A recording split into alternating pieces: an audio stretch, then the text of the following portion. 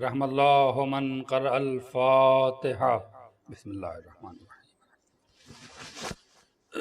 الرحمن الرحیم مالک یوم الدین اہدنا الصراط المستقیم صراط الذین انعمت علیہم۔ اعوذ باللہ من الشیطان اللعین الرجیم، بسم اللہ الرحمن الرحیم۔ الحمد للہ رب العالمین والصلاة والسلام علی اشرف الانبیاء والمرسلین سیدنا و نبینا و طبیب قلوبنا وانیس نفوسنا مولانا مقتدانا ہادینا ابی القاسم محمد اللہم صلی علی محمد وآلہ الذین اذهب اللہ عنہم الرجس اہل البیت ویطہرہم تطہیرا اللہم صلی علی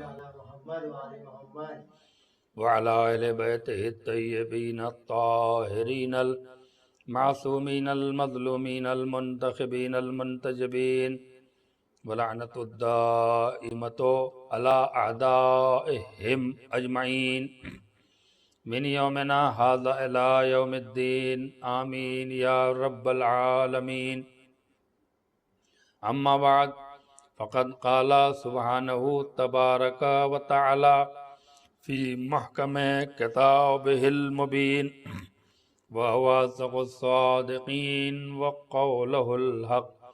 بسم اللہ الرحمن الرحیم۔ قل لا اسألکم علیہ اجرا الا المودۃ فی القربى۔ صلوات پڑھ دیں محمد وآل محمد۔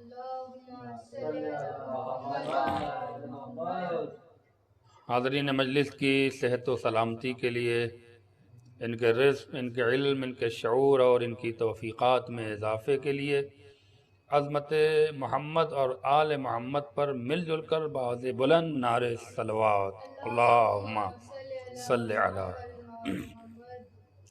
منتظمین مجالس، اراکین مجالس، محترم ہمارے برادر عزیز سیف واسطی صاحب، برادرم فیروز صاحب اور محترم جناب عباس علوی صاحب، دیگر تمام عزاداران مظلوم کربلا، مومنین کی اور معاونین مجلس کی صحت و سلامتی کے لیے، ان کے رزق، ان کے علم، ان کے شعور اور ان کی توفیقات میں اضافے کے لیے، تمام عزاداران مظلوم کربلا کی صحت و سلامتی کے لیے، ان کی جان مال عزت آبرو کی حفاظت کے لیے، امام حجت کے ظہور کے لیے مل جل کر بآواز بلند اولاد ابو طالب پر صلوات پڑھ دیں اللہم صلی علی۔ پروردگار عالم اپنی کتاب قرآن مجید کے سورہ شورى میں ایک عظیم بات، ایک عظیم پیغام اپنے محبوب ترین پیغمبر حضور سرور کائنات حضرت محمد مصطفیٰ صلی اللہ علیہ وآلہ وسلم کے وسیلے سے اپنے محبوب بندوں تک ایک اہم ترین پیغام پہنچا رہا ہے۔ ارشاد رب العزت ہے قل لا اسألکم علیہ اجرا، اے میرے حبیب میرے بندوں سے کہہ دو کہ ان کا پروردگار ان سے کچھ بھی نہیں چاہتا الا المودۃ فی القربى، اگر کوئی بشر اللہ کی بارگاہ میں نذران عقیدت اور اجر رسالت کے طور پہ کچھ پیش کرنے کی تمنا اور آرزو رکھتا ہے تو وہ یہ جان لے، سمجھ لے کہ ان کے پروردگار کو کچھ بھی نہیں چاہیے، کچھ بھی نہیں چاہیے۔ اگر کچھ چاہیے تو صرف اور صرف مودت محمد اور آل محمد چاہیے۔ قرآن اور آل محمد، فضائل محمد و آل محمد کی آج گفتگو اپنے آخری مرحلے کو طے کر چکی ہے۔ آج آخری گفتگو ہے اور انشاءاللہ پھر کبھی موقع ملا اور شہزادی نے ہمیں خطابت کا پھر موقع دیا اور شرف بخشا تو انشاءاللہ پھر کسی دوسرے عنوان پر عشر مجالس کی شکل میں آپ حضرات کی خدمت میں حاضری کا شرف حاصل کروں گا۔ پروردگار نے پورے قرآن مجید میں بے شمار گفتگو کی ہے، کہیں پر دنیا کی گفتگو، کہیں پر آخرت کی، کہیں پر ایمان کی، کہیں پر کردار کی، کہیں پر عبادات کی، اور بہت سارے مسائل، بہت ساری چیزوں کا قرآن مجید میں ذکر کیا ہے۔ ان تمام ذکر کو ایک طرف رکھتے ہوئے جو اللہ نے اہم ترین بات کہی ہے وہ یہی ہے کہ دیکھو تمہاری ساری نیکیوں کا دار و مدار صرف محبت محمد اور آل محمد پر ہے۔ اس محمد اور آل محمد کی مودت اور محبت کے بغیر دیکھو ہرگز کوئی عبادت نہ کرنا، اور جو بھی عبادت کرنا وہ خوشنودی محمد و آل محمد کے لیے کرنا، خوشنودی پروردگار کے لیے کرنا، اس لیے کہ پروردگار بندوں کی کسی بھی عبادت سے، کسی بھی کار خیر سے، کسی بھی عمل صالح سے اس وقت تک ہی خوش اور راضی ہوگا جب اہل بیت اس سے راضی ہوں، آل محمد اس سے راضی ہوں۔ ایک صلوات پڑھ دیں محمد و آل محمد۔ عزیزان گرامی، کل کی گفتگو میں نے جہاں پہ چھوڑی تھی آج آخری بات عرض کر کے آپ سے رخصت ہونا ہے۔ توجہ کا طالب ہوں کہ پروردگار نے معرفت کے ساتھ اہل بیت علیہ السلام کو دنیا میں بھیجا ہے کہ ہمیں محبت معرفت کے ساتھ چاہیے، فارمیلٹی والی نہیں، رسمی محبت اہل بیت سے نہیں، بلکہ معرفت والی، کہ ہمارا پہلا فریضہ ہے، ہماری یہ پہلی زندگی کی ذمہ داری ہے کہ ہم اہل بیت علیہ السلام کو اس طرح سے پہچاننے کی کوشش کریں جس طرح سے پروردگار عالم انہیں پہچانوا رہا ہے۔ صحیح معنی میں اگر ہم نے صحیح معرفت اہل بیت علیہ السلام کی حاصل کر لی تو یاد رکھیے انسان غریب ہو کے بھی وہ وقت کا سکندر بنا رہتا ہے۔ یہ نہ سوچئے کہ ہمارے پاس مکان نہیں ہے، یہ مت سوچئے کہ ہمارے پاس اچھے لباس نہیں ہیں، یہ مت سوچئے کہ ہمارے پاس کوئی عیش و آرام نہیں ہے۔ فکر یہ ہونی چاہیے کہ ہمارے پاس عشق آل محمد کی دولت کتنی ہے، اس لیے کہ دنیا نے دیکھا ہے کہ بغض اور دشمنی محمد اور آل محمد میں محلوں میں بیٹھنے والا لعنتی ہو گیا، اور بوریے پہ زندگی گزارنے والا کل بھی زندہ تھا اور آج بھی زندہ ہے۔ ایک صلوات پڑھ دیں محمد و آل محمد پر، اللہم صلی۔ اس لیے کہ مکان کسی کو عزت دائمی عزت نہیں دلا سکتا۔ انسان کے عیش و آرام، اس کی فیسلٹیز، اس کی یہ خوشحال زندگی، اس کی دولت، اس کی ثروت، اس کے رشتہ دار، یہ ساری چیزیں اسے وہ دائمی عزت اور وہ مقام نہیں دلا سکتی جو مقام عشق آل محمد آپ کو دلا سکتا ہے۔ محل بنا کے خوش مت ہو جائیے، یہ دیکھیے کہ ہم نے دل میں اہل بیت کی محبت کا محل کتنا تیار کیا ہے۔ عیش و آرام کی زندگی سے آپ یہ مت سوچئے کہ ہم بہت کامیاب زندگی گزار رہے ہیں، یہ دیکھیے کہ اہل بیت علیہ السلام کی محبت میں ہم کتنا کامیاب ہوئے ہیں اور کتنا پرسنٹیج ہم نے اپنی زندگی میں ان کی مودت کو، ان کی محبت کو ڈھالا ہے اور اس کے ہم پیروکار ہوئے ہیں۔ اس لیے کہ محلوں کا معیار اور ہے اور اس محبت کا معیار اور ہے۔ آپ چاہنے والوں کو دیکھیے، لہذا میں اور ایک سوال اور کرنا اس میں واضح کر دینا چاہتا ہوں کہ عطائے اہل بیت علیہ السلام پر کبھی بھی کوئی کراس کمنٹس کرنے کی کوشش نہ کریے گا۔ جیسے ہم معجزات دیکھتے ہیں، کربلا ہے، قم ہے، مشہد ہے، معصومہ قم کا روضہ ہے، امام ہشتم کا روضہ ہے، کربلا ہے، نجف ہے، یہ دیگر جو ہمارے لیے محترم بابرکت اور یہ طیب و طاہر جگہیں ہیں جہاں سے ہم زیارت کا شرف حاصل کر کے اپنی مرادیں پوری کرتے ہیں۔ اگر کسی کو وہاں سے عطا ہو گیا یا ان کی جو شبیہ میں امام بارگاہ بنائے جاتے ہیں، چاہے انڈیا ہو چاہے کہیں ہو، جو ہم روضوں کی شکل میں امام بارگاہ تعمیر کرتے ہیں اور وہاں تبرکات عزا کو ہم رکھ کر ہم اپنے عقیدے کو وہاں سجاتے ہیں، اگر اس بارگاہ سے کسی کو کچھ مل رہا ہے تو اس پر کبھی کمنٹ کرنے سے پہلے سوچئے گا، اس لیے کہ اس کا نقصان بہت ہوتا ہے۔ پروردگار بہت ساری دی ہوئی نعمتیں آپ سے چھین لے گا اور آپ کو پتہ بھی نہیں چلے گا، اس لیے کہ آپ نے عطائے اہل بیت اور کرم آل محمد کے اوپر کمنٹس کیا ہے۔ آپ سوچئے جو پروردگار جس کی عطا پر اگر آپ کے ذہن میں کوئی سوال آتا ہے تو وہ آپ سے نعمت چھین لیتا ہے، اس کے فضائل پر اگر آپ کوئی الٹے سیدھے سوالات ذہن میں لا رہے ہیں تو پھر آپ کا حشر کیا ہوگا؟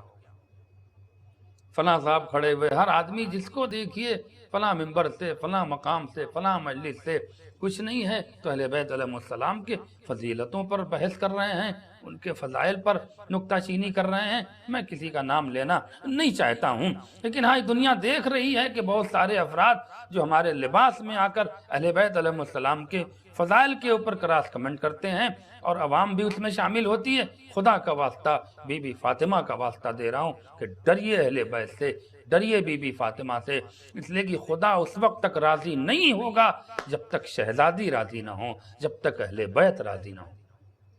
میں آپ کو ایک واقعہ سناتا ہوں، فضائل مرتضوی، الملا صالح کشفی نے یہ واقعہ لکھا ہے، اور یقیناً فضائل بھی ہے اور عبرت بھی ہے۔ کبھی بھی اہل بیت علیہ السلام کا کوئی بھی مسئلہ ہو، فضائل کا، واقعات کا، تو بڑے محتاط طریقے سے گفتگو کریے۔ یہ مت سوچئے کہ ہمارے مولوی اور ہمارے عالم کی شان بچ جائے اور معاذ اللہ اہل بیت علیہ السلام کی حرمت پامال ہو جائے تو وہ مولوی آپ کی آخرت نہیں بچائے گا۔ جو آخرت بچانے والا ہے اس کے بارے میں سوچئے۔ یہ پہلے سوچئے کہ اہل بیت علیہ السلام ہمارے لیے محترم ہیں، وہ ہمارے لیے پہلے ہیں۔ کوئی بھی بڑے سے بڑا عالم دین ہو، اگر وہ کوئی بھی اہل بیت علیہ السلام کی کسی فضیلت پر، یا ان کے کسی صحابی پر، یا ان کے کسی غلام پر، یا ان کے کسی چاہنے والے پر، یا ان کے اوپر قربانی دینے والے پر کوئی بھی اعتراض کرتا ہے تو اس کے لیے لمحہ فکریہ ہے۔ سوچئے، سمجھئے، غور و فکر کریے، پھر بحث کرنے پہ آمادہ ہوئیے۔ اگر آپ کے پاس کوئی تاریخی علم نہیں ہے، آپ کے پاس مطالعہ نہیں ہے، آپ کے پاس کوئی اسٹڈی نہیں ہے، تو بہتر ہے کہ آپ خاموش رہیے، اور اس جگہ پر پہلی منزل یہ ہے کہ آپ اہل بیت کے حق میں بولیے، اس لیے کہ وہاں جو بولیے گا اس کے لیے آپ دنیا میں بھی سرخرو رہیں گے اور آخرت میں بھی۔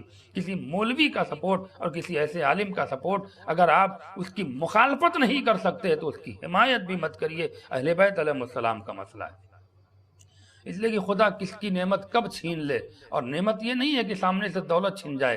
بہت سی نعمتیں ہیں جو اولاد کی شکل میں چھن جاتی ہیں، بہت سے لوگوں کو اولاد نہیں ہوتی ہے۔ یہ سوچیں لمحہ فکریہ، کوئی اگر بزرگ، کوئی گھر میں کوئی فرد گناہ کرتا ہے تو کہیں نہ کہیں اللہ اس کی اولاد سے بھی ان چیزوں کو سامنے رکھتا ہے۔ یہ ساری چیزیں آپ کے سامنے ہیں، میرے پاس وقت نہیں ہے کہ میں تفصیلی گفتگو کر سکوں۔ میں صرف ایک ذمہ داری سمجھتے ہوئے اپنی خطابت کی کہ پیغامات جہاں جہاں بھی میری بات پہنچ رہی ہے وہاں پہنچے، اور لوگ پہلے اہل بیت علیہ السلام کو مقدم رکھیں، چاہے وہ باپ ہو، بھائی ہو، کوئی بھی ہو، وہ ہمارے لیے محترم نہیں ہے اہل بیت علیہ السلام کے آگے۔ لہذا جب ان کے اوپر کوئی آنچ آئے تو سارے رشتوں کو بالائے طاق رکھیے اور اہل بیت علیہ السلام کے حق میں آواز بلند کریے۔ باپ ناراض ہو رہا تو ہو جائے، لیکن اہل بیت آپ سے ناراض نہ ہوں۔ ملا صالح کشفی نے فضائل مرتضوی میں ایک واقعہ لکھا ہے کہ ایک شخص جنگ صفین میں مولا علی کی حمایت میں جنگ کر رہا تھا، توجہ چاہ رہا ہوں، جنگ کر رہا ہے، اور کسی ظالم نے اس کو تلوار ماری، اس کی کلائی سے اس کا ہاتھ کٹ کے گر گیا۔ وہ اپنے ہاتھ کو اٹھا کر مولا علی کی خدمت میں آیا۔ جنگ صفین کا واقعہ ہے۔ لکھنے والے حنفی مسلک کے ہیں، ملا صالح کشفی، اہل سنت کے رائٹر ہیں، اہل سنت کے مورخ ہیں۔ وہ لکھتے ہیں کہ وہ شخص اپنے کٹے ہوئے ہاتھ کو، جو کلائی سے کٹ گیا تھا، مولا علی کی خدمت میں آیا اور کہا، یا ابو الحسن، اے میرے مولا، یہ میرے ہاتھ کو جوڑ دیجئے میری کلائی میں تاکہ میں آپ کی نصرت کر سکوں۔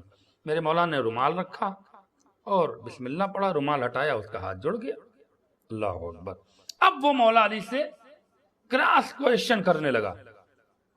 جس کی عطا پر اللہ اکبر شک ہو جائے، اللہ دی ہوئی نعمت کو چھین لیتا ہے، یہ یاد رکھیے گا۔ عطا پر چہ جائے کہ مولا کے فضائل، چہ جائے کہ ذات مولا، چہ جائے کہ ان کی فضیلت، چہ جائے کہ ان کے بارے میں ان کی ولایت، یہ ساری چیزیں ہیں۔ آپ غور فرمائیے گا۔ مولا آپ نے کیا پڑھا؟ کہا میں نے بسم اللہ پڑھا۔ کہا بسم اللہ تو ہم روز پڑھتے ہیں۔ مولا آپ نے کیسے پڑھا؟ یہ معجزہ ہو گیا، میرا ہاتھ جڑ گیا۔ اب وہ طرح طرح کے بے شمار سوالات کر رہا ہے۔ مولا آپ کیا کھاتے ہیں؟ کہا جو کھاتا ہوں۔ کہا میں بھی جو کھاتا ہوں۔ مولا آپ پانی کہاں کا پیتے ہیں؟ فلاں کنویں کا پیتے ہیں۔ مولا ہم بھی اس کنویں کا پانی پیتے ہیں۔ مولا آپ کہاں غسل کرتے ہیں؟ فلاں چشمے پہ کرتے ہیں، ہم بھی وہاں کرتے ہیں۔ لیکن مولا آپ نے صرف بسم اللہ پڑھا، میرا کٹا ہوا ہاتھ جڑ گیا۔ ابھی وہ سوالات کر ہی رہا ہے مولا سے، کہ پھر اپنے آپ ہاتھ کٹا اور نیچے گر گیا۔ اللہ اکبر، یہ عبرتناک واقعہ ہے۔ اب وہ کرے تو کیا کرے؟ مولا میں کیا کروں؟ کہا میں تجھے نہیں دے سکتا، نہیں جوڑ سکتا، جاؤ۔ وہ پھر لے کر اللہ تعالی لکھتے ہیں کہ امام حسن کی خدمت میں آیا اور کہا فرزند علی میرے مولا میرے کٹے ہوئے ہاتھ کو جوڑ دیں تاکہ میں آپ کی نصرت کر سکوں۔ مولا نے اسی طرح کیا، رومال رکھا، بسم اللہ پڑھا اور اس کا کٹا ہوا ہاتھ جڑ گیا۔ جیسے ہی ہاتھ اس کا جڑا فوراً وہ بھاگنے لگا۔ امام حسن نے بلایا، اے ادھر آ، ادھر آ، بھاگ کہاں رہا ہے؟ کہا کیا ہوا؟ کہا مجھ سے وہ سوالات نہیں کرے گا جو میرے بابا سے کر رہا تھا۔ اس نے قدموں میں سر رکھا، مولا اب کبھی نہیں کروں گا، اس لیے کہ اب اگر ہاتھ کٹ کے گر گیا تو کوئی جوڑنے والا نہیں ہے۔ ایک صلوات پڑھ دیں محمد وآل محمد۔ اب اگر ہاتھ کٹ گیا تو کوئی جوڑنے والا نہیں۔ یہ معرفت کی کمی تھی جو اس کو نقصان پہنچا رہی تھی۔ اگر معرفت اس کے پاس پوری رہی ہوتی تو کبھی مولا سے سوال کر کے اپنے کو نقصان میں نہ ڈالتا۔ وہ تو خوش نصیبی تھی اس کی کہ امام حسن علیہ السلام بھی موجود تھے جنہوں نے اس کے پھر کٹے ہوئے ہاتھ کو جوڑ دیا۔ تو معرفت شرط ہے، اور اگر معرفت کی منزل میں آنا ہے تو آپ اہل بیت علیہ السلام کی ذات سے پہلے ان کے اصحاب، ان کے چاہنے والوں کے واقعات پڑھیے، ان کی اسٹڈی کریے، ان کی ذات کا مطالعہ کریے، تب آپ پہچانیں گے اہل بیت کا مرتبہ کیا ہے۔ ان تک پہنچنے کے لیے سلمان فارسی کو پڑھیے، ابو ذر غفاری کو پڑھیے، مقداد کو پڑھیے، میثم تمار کو پڑھیے، چھٹے امام کے بہت سارے شاگردوں کو پڑھیے، اور سب سے آسان طریقہ ہے بہلول دانا کو پڑھیے۔ اگر بہلول دانا کی زندگی کو آپ نے سمجھ لیا تو اہل بیت علیہ السلام کی معرفت بے حد آسان ہوتی چلی جائے گی۔ آپ نہیں پہنچ سکتے، ان کے ذریعے اہل بیت کے مقام تک پہنچیے۔ جب نبی کریم نے ایک حدیث ارشاد فرمائی کہ میرے اہل بیت کی مثال نوح کی کشتی کے مانند ہے، من رکب فنجا، جو اس کشتی پر سوار ہوا وہ نجات پا گیا، اور جو اس سے منحرف ہوا وہ غرق ہوا، ڈوب گیا، تباہ ہوا، برباد ہوا۔ اب جناب بہلول دانا اس حدیث کی تبلیغ کر رہے ہیں، توجہ چاہ رہا ہوں میرا دیگر، نشر کر رہے ہیں۔ کیا دیوانہ تھا کہ دنیا جب دیوانہ کہتی تھی تو وہ خوش ہو کے کہتے تھے مجھے اور کہے۔ کسی باعقل نے ان سے پوچھا تو دنیا میں ایک ایسا آدمی ہے کہ جو تجھے دیوانہ کہتا ہے تو اور خوش ہوتا ہے بجائے ناراض ہونے کے، دوسرا کوئی اور ہوتا تو اسے دوڑا کے پیٹتا، دوڑا کے اس کو مارتا، لیکن واحد تم ہو جو دیوانہ کہنے پہ کھلکھلا کے ہنس اٹھتے ہو۔ جواب سنیے گا، عارفانہ جواب، کہ ہم میں کیوں نہ ہنسوں، میرا مقدر ہنستا ہے، میرا نصیب ہنستا ہے۔ کیوں؟ اس لیے کہ میں کسی اور کا دیوانہ نہیں کہلاتا، دیوانہ کہلاتا ہوں تو اہل بیت کا دیوانہ کہا جاتا ہوں، علی کا دیوانہ کہا جاتا ہوں۔ اس سے بڑی میری خوش نصیبی کیا ہوگی کہ پورا معاشرہ مجھے علی کا دیوانہ کہہ کر پکارتا ہے۔ ایک صلوات پڑھ دیں محمد و آل محمد پر۔ چنانچہ عزیزان گرامی، جب نبی کی یہ حدیث جس کی خود تبلیغ کر رہے ہیں جناب بہلول دانا، ایک واقعہ چھوٹا سا سنیے اور مصائب کی منزل سے قریب ہو جاؤں انشاءاللہ۔ اپنی دعاؤں میں اس ناچیز کو ضرور یاد کریے گا۔ تمام عزاداروں سے دلی درخواست ہے کہ اپنی ہر دعا میں اس ناچیز کو بھی اور مولا کے ایک چھوٹے سے ذاکر کو بھی اپنی دعاؤں میں ضرور یاد رکھیے گا۔ ہم لوگ ایک دوسرے کے لیے دعا کریں، یہی ہمارے حق میں بہتر ہے۔ چنانچہ جناب بہلول دانا ایک کشتی پہ سوار ہو کر سفر کر رہے ہیں، اور وہ کشتی بڑی تیزی سے، دریا کا بہاؤ بہت تیز تھا۔ جب وہ بہاؤ کے قریب آئی تو ایک شخص اس کشتی میں جو بیٹھا ہوا تھا وہ چیخ چیخ کے رونے لگا۔ سب نے اسے سمجھایا کیوں رو رہا ہے، کچھ نہیں بتایا۔ اسے ڈر تھا، اسے ڈر لگ رہا تھا، اور وہ مارے خوف کے روتا جا رہا تھا۔ سب نے سمجھایا کہ بھائی، اور بہلول دور کشتی میں بیٹھے تماشا دیکھ رہے ہیں۔ ایک ایک کر کے جتنے مسافر تھے سب نے سمجھایا کیوں رو رہا ہے، کیوں چیخ چیخ کے رو رہا ہے، ارے ہم بھی تو تمہارے ساتھ ہیں، ڈوبیں گے تو سب ڈوبیں گے، نہیں تو کوئی نہیں ڈوبے گا، لیکن اس کا خوف دل سے نہیں نکل رہا ہے اور وہ چیخ چیخ کے رو رہا ہے۔ جناب بہلول کے پاس کچھ لوگ آئے کہ اے دیوانے تو بھی بیٹھا ہے، کچھ علاج کر، یہ خود بھی نہیں بیٹھنے دے رہا ہے اور ہمیں بھی چین نہیں دے رہا ہے، جاؤ تمہارے سمجھانے سے شاید یہ سمجھ جائے اور یہ رونا بند کر دے، چیخنا اور چلانا بند کر دے۔ بہلول نے کہا اجازت ہے؟ کہاں اجازت ہے؟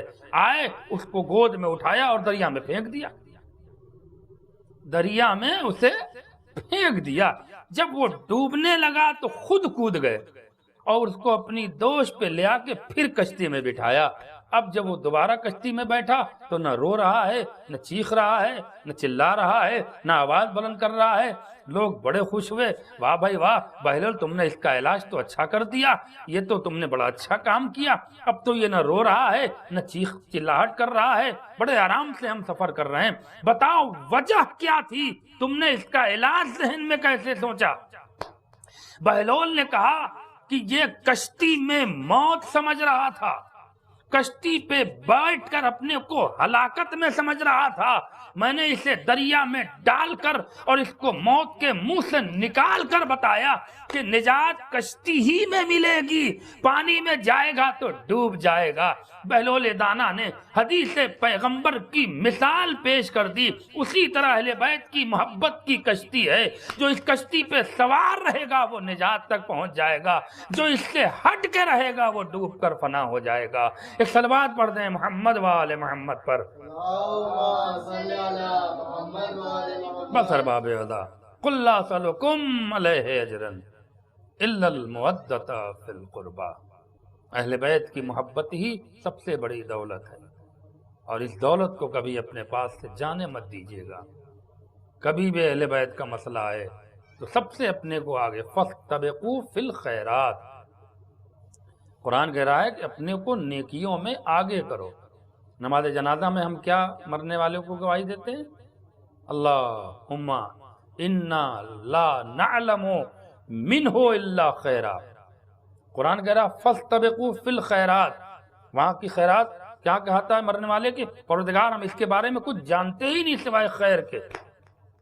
نہ اس نے کبھی اس کو نماز پڑھتے دیکھا، کہاں اس شہر سے اس شہر میں نماز پڑھائی جا رہی ہے، نہ کوئی کار خیر کرتے دیکھا، لیکن میت پر وہ کھڑا ہو کر گواہی دے رہا ہے۔ تو یہ جو خیر کی گواہی ہے یہ اعمال کی نہیں ہے بلکہ عقیدے کی ہے کہ پروردگار میں یہ جانتا ہوں کہ مرنے والا عشق آل محمد میں مرا ہے، اور یہی عشق، یہی محبت سب سے بڑی خیر ہے۔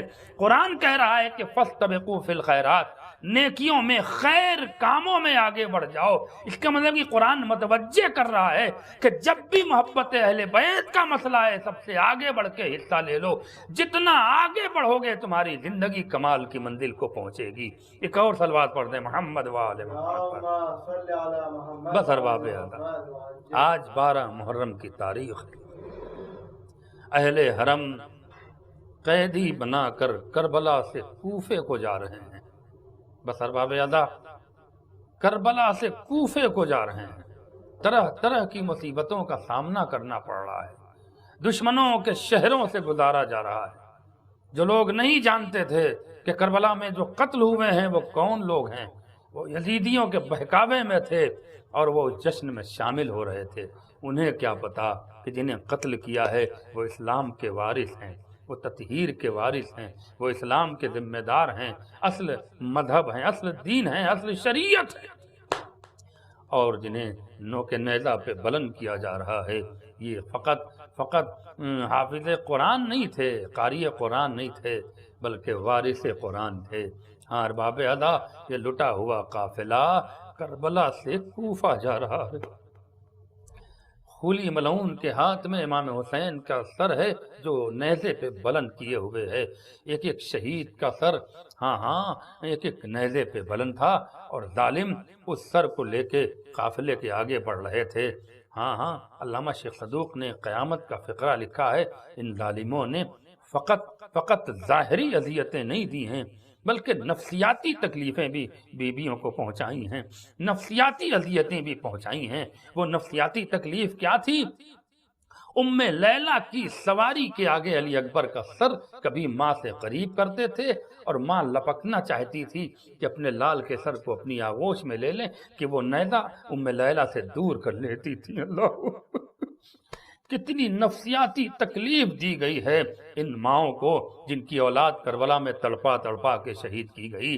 ہاں فروا کے آگے جناب قاسم کا سر نیزے کے ساتھ لے کر جاتے تھے، قریب کرتے تھے، ماں چاہتی تھی کہ اپنے آغوش میں لے لیں، مگر جیسے ہی آغوش پھیلاتی تھی، پھیلانا بھی کیا، ہاتھ تو بندھے ہوئے تھے، قاسم کے سر کو نیزے کو دور کر لیتے تھے۔ ایسے ہی علی اصغر کے سر کو رباب کے قریب لاتے تھے، ایسے ہی امام حسین کے سر کو جناب زینب کے قریب لاتے تھے۔ بڑی نفسیاتی اذیتیں پہنچائی ہیں ان ملعونوں نے، ان یزیدیوں نے، خدا ان پر قیامت تک عذاب نازل کرے۔ کتنی تکلیف پہنچائی گئی ہے اس کا کوئی اندازہ نہیں لگا سکتا۔ اور جب سر آتا تھا، جب ماں کو بیٹے کا سر دکھتا تھا، ہاں تاریخ لکھتی ہے، مقتل کی روایتوں میں ملتا ہے کہ جب علی اکبر کا سر لیلا کے سامنے آتا تھا تو ماں تڑپ کے کہتی تھی، ہائے میرا حسین بیٹا، ہائے میرا خوبصورت بیٹا مارا گیا۔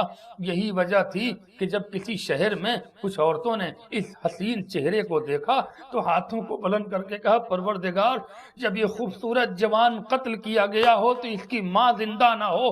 ارے ایک بار لیلا نے چیخ کے کہا، اے بیبیو میں بد نصیب ماں، ارے ابھی تک زندہ ہوں، میرا کڑیل جوان کربلا میں مارا گیا۔ جزاکم اللہ خیر الجزا، خدا آپ کو کوئی غم نہ دے سوائے غم آل محمد کے۔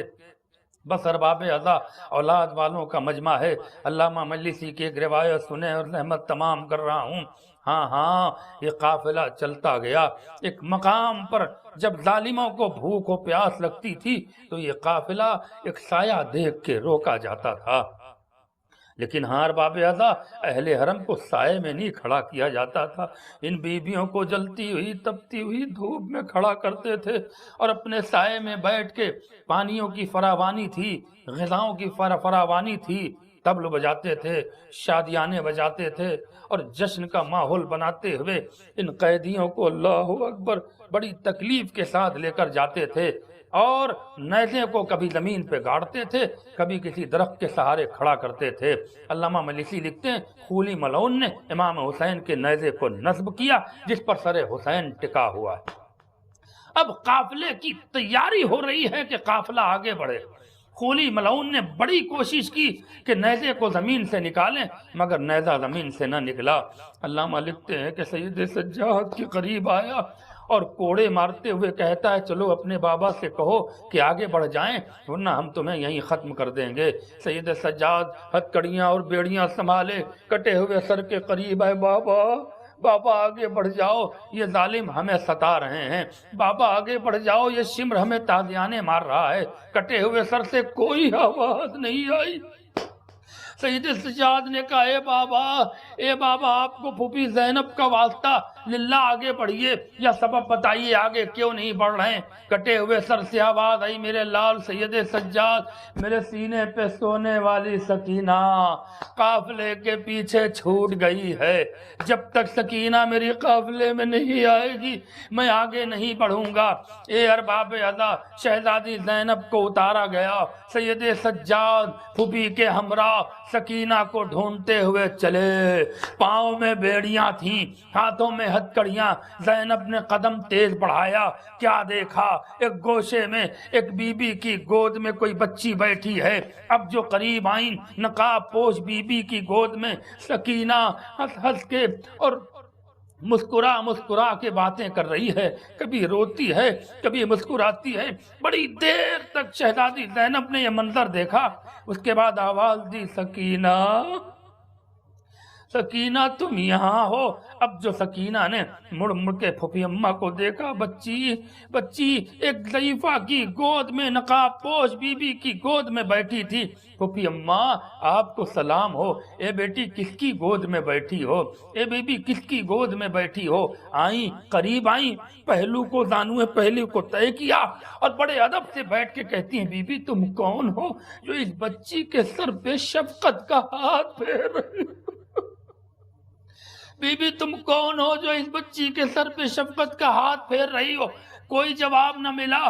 بی بی سے بار بار کہے بی بی تم کون ہو جو اتنے پیار سے اس بچی کو بہلا رہی تھی کہ میری بچی آپ سے اتنی خوش ہوئی کہ مسکراہٹ تھوڑی چہرے پہ آئی۔ جب کوئی جواب نہ آیا کہ بی بی آپ کو میری ماں فاطمہ کا واسطہ، چہرے سے نقاب الٹی، اے بیٹی سکینہ میں تیری دکھیاری ماں فاطمہ قافلے کے پیچھے پیچھے چل رہی ہوں، ارے یہ بچی گری مل گئی، میں نے کلیجے سے لگایا، ہائے میرے حسین کی نشانی، زینب ماں سے لپٹ گئی، اے اماں میرا بھیا مارا گیا، میرا علی اکبر مارا گیا، میرا عباس مارا گیا، واہ حسینہ واہ مظلومہ واہ مصیبتہ، انا للہ و انا الیہ راجعون، رضا بقضائہ و تسلیما لامرہ، الہی بحق الزہرا بیہا و بعلہا و بنوہا۔ پروردگار تجھے واسطہ ہے محمد وآل محمد کا ہماری تمام مجلسوں کو اہل بیت اطہار کے صدقے میں قبول بارگاہ امام زمانہ فرما۔ پروردگار تجھے واسطہ ہے محمد وآل محمد کا تمام عزاداروں کی تمام غلطیوں کو یا کوئی کمی رہ گئی عزاداری میں، پروردگار تجھے واسطہ ہے شہداء کربلا کا ان تمام لوگوں کے گناہوں کو معاف فرما، ان کی غلطیوں کو معاف فرما، انہیں کرونا جیسے وبا و بلا سے محفوظ فرما۔ اے اللہ تجھے واسطہ ہے کربلا کے شہیدوں کا اس وبا سے عالم انسانیت کو نجات عطا فرما۔ اے میرا ظالم حکومتوں کا خاتمہ کر، دشمنان اہل بیت کو تباہ و برباد فرما، امام زمانہ کے ظہور فرما، ہمیں ان کے اعوان و انصار میں شمار ہو سکے۔ ماتم حسین۔